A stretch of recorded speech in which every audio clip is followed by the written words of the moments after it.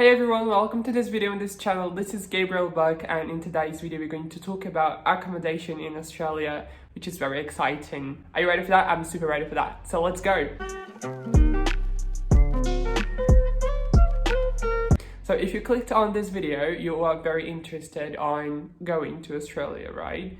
And this channel is all about it, so make sure to subscribe to this channel so you won't miss anything I post here, and also leave your big thumbs up for me. That would help me a lot.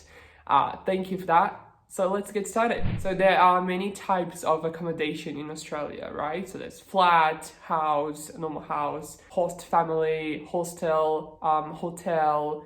There is also Airbnb, and of course, student accommodation. Couldn't leave it behind. Each type of accommodation is a different type of accommodation, of course, but the price will depend on what type of accommodation you choose. So the cheapest options would probably be if you stay in a hostel, or if you share a room, either in a house or in a flat, or maybe if you share the house or the flat. But it gets even cheaper if you share the room with somebody, which is good.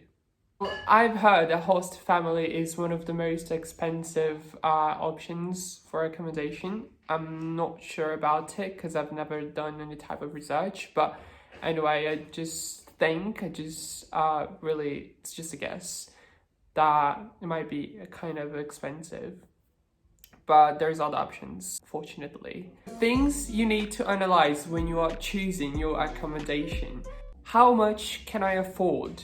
Right? So I won't pay for something that I wouldn't have money to pay for, you know? So you have to be able to afford your accommodation. So don't choose the most expensive one, the most fancy one, because you won't be able to pay for it. The second thing is, where do I want to live? Do I want to live, I don't know, far away, in the mountains, in the city? Where do you want to live? So make sure to decide where you want to live so that you pick the best option for you. The third one is, what type of accommodation do I want? Do I want to live in a flat? Do I want to live in a house? Do I want to live in a hostel?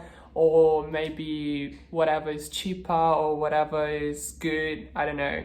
So it's up to you to think about this too. And the last one, how long are you staying in Australia? Because of course, you won't live in the same place forever, right? So, for example, when I arrived in Australia, I lived in a flat, in a studio. Actually, was it a studio? I don't know. Anyway, and I stayed there for a year and 3 months, I guess, something like that.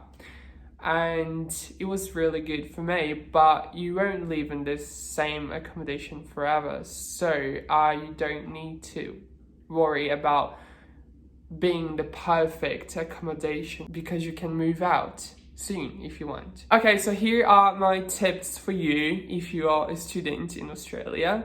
Well, if you are a student, it's very important if you live near the school, because you will have always to go to school, and if something happens, if you have to go there for a class, or maybe just to deliver a homework, a assignment, or whatever, you are close to the school, so you won't need to, use the public transport, or maybe to pay for Uber, or I don't know, whatever, get your car and go to school, because you live very close, so you just go there and do what you have to do.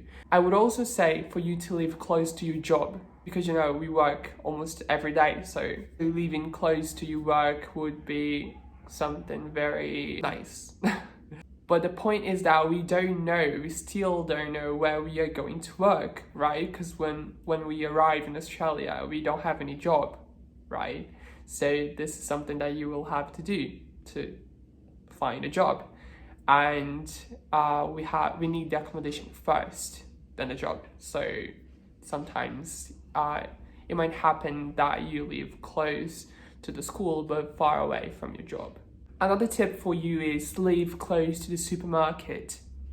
Living close to the supermarket is something that facilitates your life very, very much, especially if you don't drive. If you can't drive, if you don't have a car, you need to live close to a supermarket. You won't walk from the supermarket to your home with those bags full of food. It's very exhausting. I've done it a couple of times and I don't recommend it. Next tip, don't share accommodation with many people.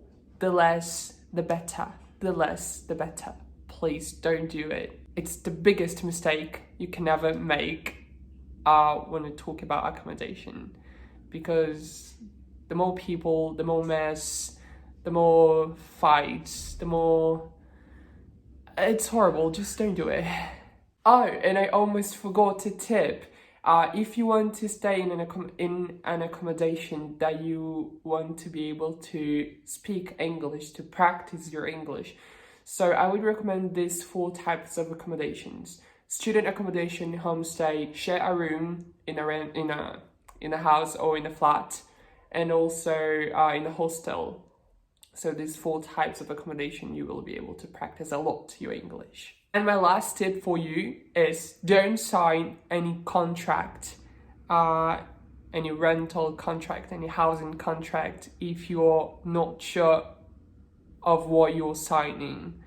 So make sure to read all the contract to understand it 100% so you sign it.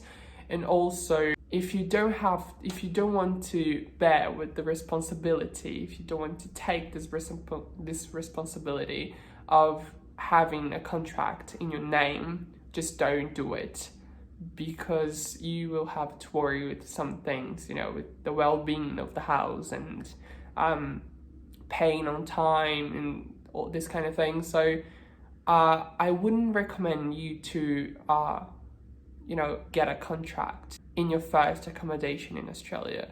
You know, just share a room, arrive in Australia, share a room, share a house, and then after, a month or 6 months, I don't know, you will be used to the city, you'll be used to how things work in the city, in the country, so that you can think about further responsibilities. Well, I hope I helped you to choose your accommodation with these tips, and make sure to subscribe to this channel, leave your big thumbs up, please, that will help me a lot. Share the video in your groups, share the video in your Facebook, in your social medias, because it will help me a lot to grow this channel. Alright, thank you very much for your help, and thank you for watching this video until here.